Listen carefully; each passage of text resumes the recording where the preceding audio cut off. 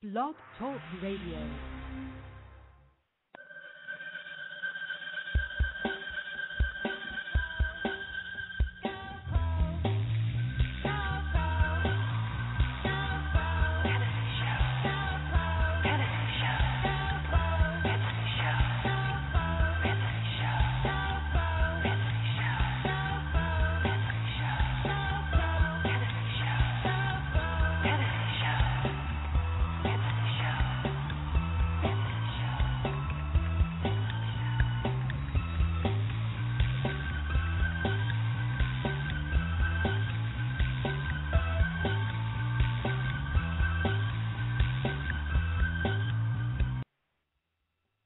Okay, I tried to fade that out, didn't quite work.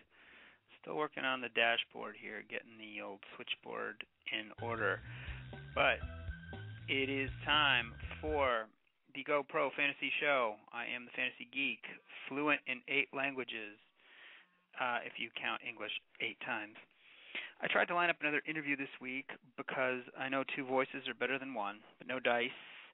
In the coming weeks, we will fill it up with some good interviews, though. I've got Tier 1 owner of Teddy KGB, Adam Woods, lined up. Been talking to him, and I'm also trying to get the legendary John Hampton on to tell us how his Tier 3 team is doing. Of course, you can hear John biweekly on his PFFL live shows, which he does on Thursdays and Saturdays. So today's show should be a little bit of a quickie. It's just me. It'll give me the opportunity to try out a new segment that I've been thinking about. And more on that in a bit. But right now, let's see what happened in Tier 1, Week 7, PFFL. It was Blowout City. A lot of sided scores, though no one landed in triple digits, as all those buys took their toll across the PFFL. We had a season-high 6 buys to deal with. The high-scoring team of the week is the Seattle Seahawks with 98 points. They took it out on Daewoo Lanos with 56. The Hanks finally said no thanks to their October slump, and they put Daewoo in park. Arian and Gronk combined for 40 in the winning effort. Lots of subpar performances across the board for Daewoo, who lost Fred Davis for the season with some insult to injury there. Second game, Renton Rain Dogs scored 90, and Illegal Touching didn't even come close, just 44. The Rain Dogs literally breezed with an S past IT in this one, more than doubling them up. Breeze put up 30, and it was also a nice spot start for Randall Cobb, who goes off for 21 points. Illegal Touching continued its descent into misery with nada from Kyle Rudolph and Brandon Lloyd. Big surprise on both of those guys because they had been at least putting up a handful of points. All right, Teddy KGB 87, Jurassic Pork 53. Aaron Rodgers stayed hot for Teddy, who also got a sweet 13-point play out of Victor Cruz to keep rolling right along. That was a fourth-quarter comeback to help the Giants beat the Redskins. Jurassic Pork didn't even set their lineup, so there were goose eggs all around. We'll get to that in a bit as well. Mr. Miyagi's Dojo 85, Team Kizzle 54. Vincent Jackson helped Miyagi wax on and wax off Kizzle. I don't even know what that means. Sounded good when I wrote it. Injuries and buys did in Team Kizzle, who needs to really rally to get back into the playoff picture. Now they drop under 500. The Germaniacs 84, Insanity Escape 57.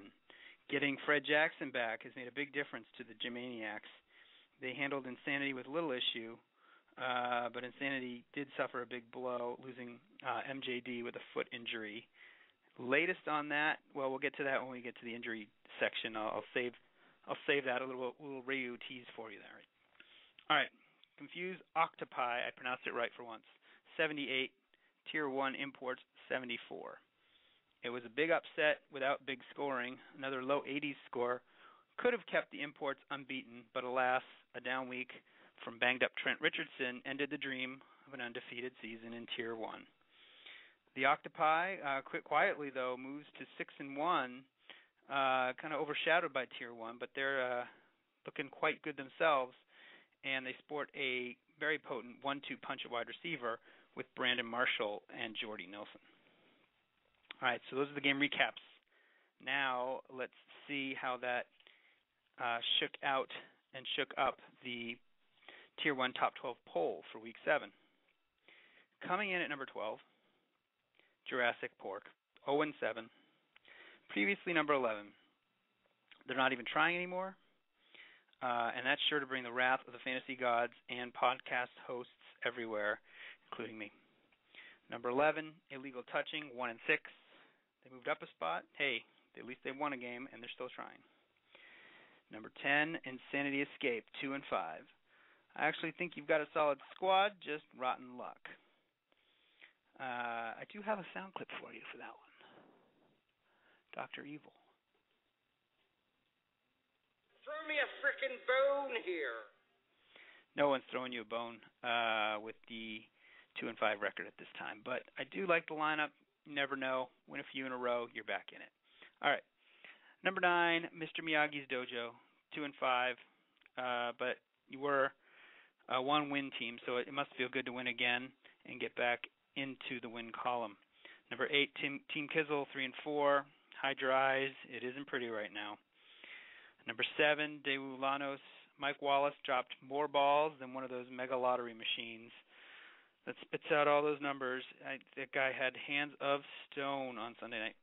Number 6, the Renton Rain Dogs, 4-3. How bad is LeGarrette Blount? Stay tuned for my rant in the 2-minute drill. Number 5, oh, by the way, LeGarrette Blount was in Renton Rain Dogs' starting lineup. That's why I bring it up. Number 5, Seattle Seahanks, 4-3.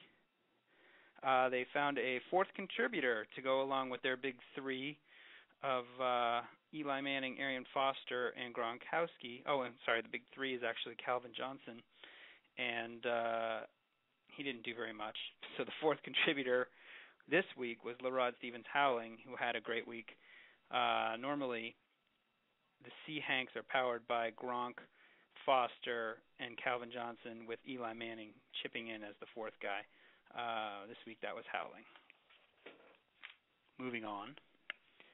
The fourth-ranked team in the PFFL Tier 1 is your Germaniacs, 4-3. How dare you trade the very player your team is named after? I demand a name change, and I will not be happy until I get it. Number 3, the Tier 1 Imports. That's right, last week's number 1 team. They're 6-1. They fell for the first time.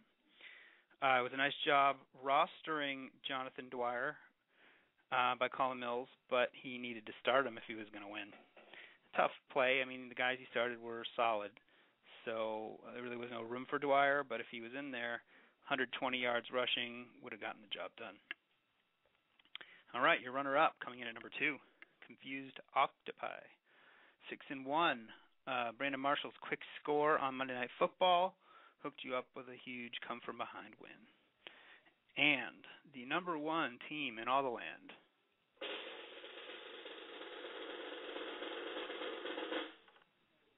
Teddy KGB, 6-1. Welcome to the penthouse. Consistency has its privileges. All right, time to try out that new segment I mentioned earlier. I'm going to call this one You Blew It. And it takes a look at which owners made the worst calls of the week. Just a couple stand out this week. Let's jump into the first one. The whole league outside of Teddy KGB should be pissed at Jurassic Pork, who would have won had he bothered to set his lineup. Commissioner, can we get an instant expulsion from Tier 1? Jurassic Punk started Rivers, Gates, and Matthews. They're all on buys. And they left 39 points on the bench from Freeman and Sproles. Jurassic Pork. You blew it! All right, one more quick one here. I've got another You Blew It for the Daewoo Lanos, who benched Chris Johnson, who went off against the Buffalo Bills. So, Daewoo. You blew it! All right, thank you, Adam Sandler. All right, let's lateral into the news, notes, and nonsense for Week 7. Just a few headlines for you. Eli Manning leads another fourth quarter comeback for the Giants. It's like he's not even trying in the first three quarters. He just wants to make it interesting at the end. Makes for good TV, good football, and good fantasy stats. That hookup to Victor Cruz was very nice for owners of both Eli and Victor Cruz when it looked like it was going to be a slow day for the both of them. Texans destroy the Ravens. This not just in. Joe Flacco is garbage on the road. If you own him, you might want to start him at home only because when he's in another team's stadium, he does not bring it. All right, the Raiders come back from a 14-point deficit to beat the Gabbertless, Jones-Drew-less Jaguars. No truth to the rumor that I had hits put out on both of those guys to ensure that my Survivor entry stayed alive. All right, quick water break. Hang on just one moment.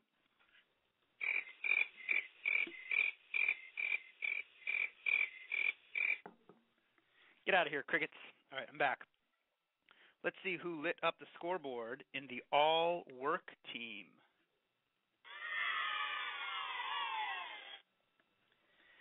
Quarterback Josh Freeman.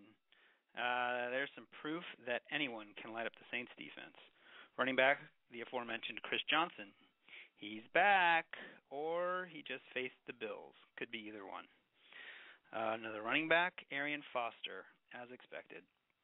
Wide receiver, Vincent Jackson, almost added to his 27 points, but he got caught from behind in the long run by Malcolm Jenkins. Your second wide receiver is Randall Cobb. Greg who? Looks like Randall Cobb is really putting his mark on the receiving core in Green Bay. Greg Jennings will be back pretty soon, but they're going to still trying to find ways to get Cobb the ball. Could get a little crowded, but looks like Cobb is here to stay. Tight end, Rob Gronkowski, and with 19 points, Gronk now takes over as the top-scoring tight end on the season. Finally, your kicker, Nick Folk, owned in exactly 0% of PFFL leagues. On to the all-jerk team. Well, the jerk store called, and they're running out of you. No one's really jerkier in the NFL than Jay Cutler, so he's your quarterback. And the Bears' game plan got very conservative after Ndamukong Suh slammed Cutler to the turf. And a lot of running plays called, so Cutler only came with 13 points. Your running back, Trent Richardson, he had a dream matchup against the Colts that turned out to be a nightmare. He only had 1 point. Ray Rice, the Rice was undercooked this week. He had 5 points, but for him, that is far below expected. First wide receiver, Brandon Lloyd. He's looking like a mammoth bust this week and this year.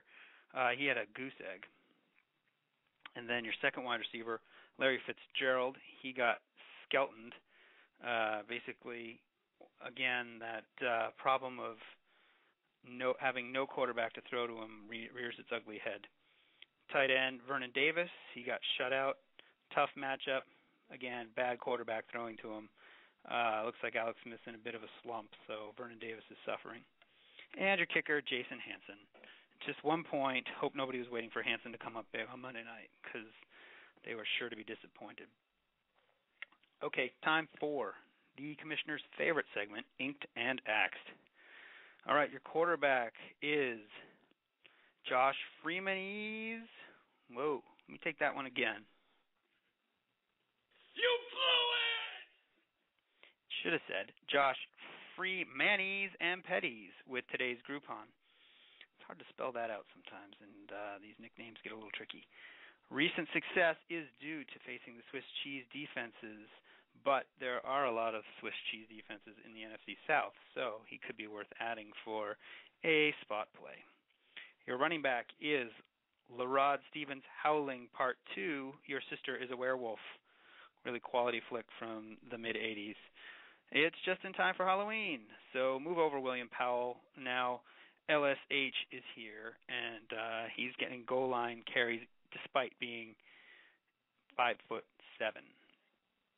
Your second running back, you know what's coming here, Rashad Jennings, the obvious choice with the MJD foot injury. Wide receiver. Damn, that girl's got a tight-ass young. Anyway, you get it. He should finally start getting some targets with Nate Burleson out of the picture, also with foot injury. Broke his foot, out for the season. Wide receiver, number 2, Chris, that's a Givens. All he does is catch 50-yard passes. I think he's got 4 in a row. Tight end, all we are is Dustin the Wind Keller. Time to dust off Dustin if you need a tight end. One other guy I'm about to mention, too, for tight end, so hang on just a second with that one. Okay, here's some guys you can kick to the curb. Baron Batch of Toll House Cookies. His window of fantasy goodness has closed. Brandon Bolden the Beautiful. He's hurt and hasn't been a part of the Patriots backfield soap opera in a few weeks. Born-again Christian Ponder. Basically, he's just a bye-week fill-in right now. Too inconsistent to roster full-time. Okay, on to bumps, bruises, strains, and sprains. Football is a violent game. So, yeah, you've heard it, I already mentioned it. Maurice Jones-Drew, be frank with us, Jaguars, is it a Liz Frank or not? Well, turns out it's not. Looks to be a foot sprain, which will cost Jones-Drew Week 8 and Week 9, possibly longer. Stay tuned for that. Fred Davis, sorry for Fred. He's out for the season, and good news that comes with that, silver lining, is that it's good to have friend of fantasy Chris Cooley back in the league. Redskins have signed him, so that's the other guy you can pick up at tight end if you do need help there. Finally, I also mentioned Nate Burleson. Not so great news for Nate with the fractured foot. So Titus Young could step up, like I mentioned. All right, let's put a bow on this show with the 2-minute drill. Start off in Tampa. LeGarrette Blount, as I brought up earlier, he's a terrible running back. I can see it, and I'm not a scout. Granted, I said Mikel LeSure wasn't good, but that was more speculation since he hadn't played more than a few NFL games. Blount has. And to be blunt, I get why Greg Schiano installed Doug Martin as the starter. That was a smart move. But here's what's dumb. Using Blount as a goal line back. Sure, he's big. He's rugged. He's 250 pounds. He should be able to plow through linebackers. But he doesn't. Remember, this guy, his signature runs involve hurdling over tacklers. That's not going to happen on the goal line. I've seen Blount get tentative on the goal line carries. He just doesn't have a nose for the end zone like, say, a Mike Tolbert. So let's give Doug Martin a shot as the short yardage guy. He can't do any worse than getting stuffed by the not-so-vaunted Saints defense 3 times in a row. One last thing, I got to give props to Tyquan Underwood for his kid and play hairdo. Hopefully you've seen it. If this were a video podcast, I would show you a picture. But basically, just think back to, I believe it was Kid who was rocking the pencil eraser haircut that just shoots straight into the air. All right, so that's everything for this week's show. It was quick but effective. So you know what to do if you want more. You go to the-pffl.com. You get great podcasts from not only me, but Josh Martin and John Hampton. And you also get some great content, articles by the Tier 1 owners. So go check that out. One quick programming note for you. I have a much-needed vacation coming up next week, so there will be no show unless they somehow find a replacement for me. Tall task, believe me. But in all honesty, I don't think that there will be anything going on next week. So I leave you with this. Good luck kicking some ass in weeks 8 and week 9. And I will see you on the other side of week 9. Until then, geek out.